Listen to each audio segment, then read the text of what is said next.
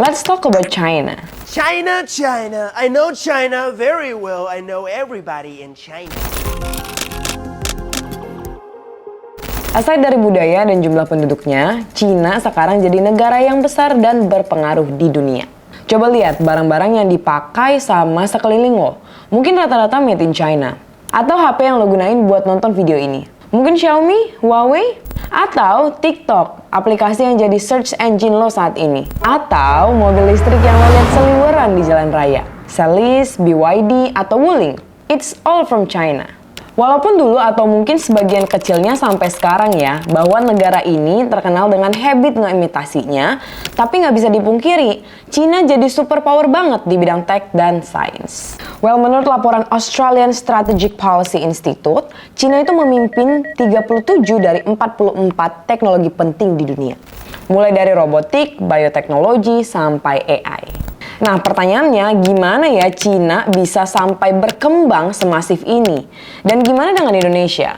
Well, kalau dianalogiin, mungkin Cina ini kayak orang-orang yang dulunya suka nyontek prakarya lo, tapi besokannya prakarya dia ternyata lebih bagus dan nilainya lebih tinggi dari nilai lo.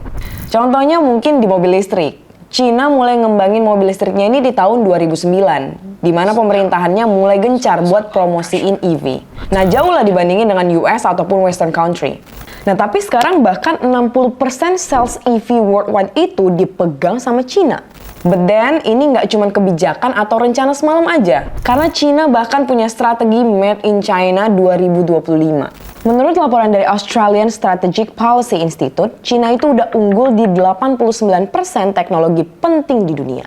Ini bukan sekedar jargon, ini master plan buat mengubah China dari pabrik dunia menjadi pemimpin inovasi global. Caranya, pemerintah Cina jor-joran investasi di teknologi. Mereka kucurin miliaran dolar buat riset AI, robotika, mobil listrik, dan juga energi terbarukan. Nah, perusahaan-perusahaan di Cina dipaksa ningkatin standar kualitas biar nggak kalah saing sama produk barat.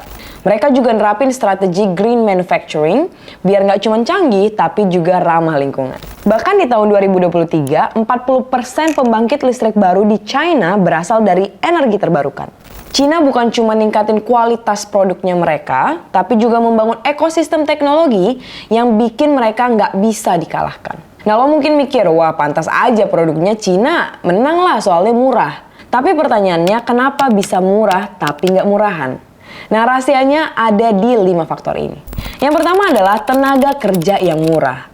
Dengan jumlah pekerja yang super banyak, mereka bisa memproduksi biaya yang lebih rendah. Keduanya adalah efisiensi manufaktur, di mana teknologi produksi mereka canggih banget, bikin prosesnya lebih cepat dan juga hemat biaya. Yang ketiga, skala produksinya besar. Produksi dalam jumlah yang masif ini bikin harga per unitnya jadi turun drastis. Yang keempat adalah subsidi pemerintah. Ini jadi penting karena banyak perusahaan yang akhirnya dapat dukungan finansial, jadi mereka bisa jual murah tanpa rugi. Yang kelima, bebas pajak ekspor. Beberapa produk mereka nggak kena pajak, jadi harganya bisa lebih kompetitif di pasar internasional. Hasilnya apa? Of course kualitas naik, harga tetap murah. Makanya kita sekarang nggak gengsi lagi nih pakai produk-produk Cina. Malah kitanya jadi ketergantungan. Nah, buat sekarang mungkin Amerika nih masih jadi penguasa global. Tapi kalau kita lihat trennya, Cina mungkin akan ngejar. Menurut laporan Australian Strategic Policy Institute, China memimpin dalam 37 dari 44 teknologi penting di dunia. Sementara untuk US atau Amerika, ya cuma 7. Artinya dalam 10-20 tahun ke depan, China ini bisa bener-bener jadi nomor 1. Masalahnya, kalau satu negara terlalu dominan dalam teknologi, ada bahaya lain yang mengintai. Mereka bisa aja jadi pengontrol ekonomi dunia. Mereka bisa memonopoli teknologi tertentu. Negara lain bahkan bakalan makin sulit untuk bersaing. Kalau ini kejadian, China bukan cuma jadi pemimpin inovasi. Mereka bisa mengubah aturan main dunia. Pertanyaannya, apa yang harus kita lakukan sekarang ini? Di satu sisi kita diuntungkan dengan produk Cina yang memang murah dan juga mungkin berkualitas. Smartphone jadi lebih terjangkau, bikin lebih banyak orang bisa akses teknologi. Mobil listrik dan energi hijau berkembang jadi lebih cepat. Bisnis-bisnis kecil bisa beli mesin dan alat produksi dengan harga yang murah. Tapi di sisi lain ini juga bahaya. Kenapa? Karena kita jadi makin ketergantungan sama China. Banyak produk lokal yang kalah saing akhirnya dengan produk import yang murah. Pabrik-pabrik di Indonesia tutup karena nggak bisa bersaing. Ribuan pekerja akhirnya kehilangan pekerjaan. Kalau kita cuma jadi pasar, kita bakal terus tertinggal. Hari ini kita beli HP mereka, besok mungkin kita akan beli mobil listrik mereka. Lusa bisa jadi kita ketergantungan sama semua teknologi yang dibuat sama mereka. Nah, sampai kapan kita mau jadi konsumen aja? Kita nggak bisa munafik. Cina udah jauh di depan.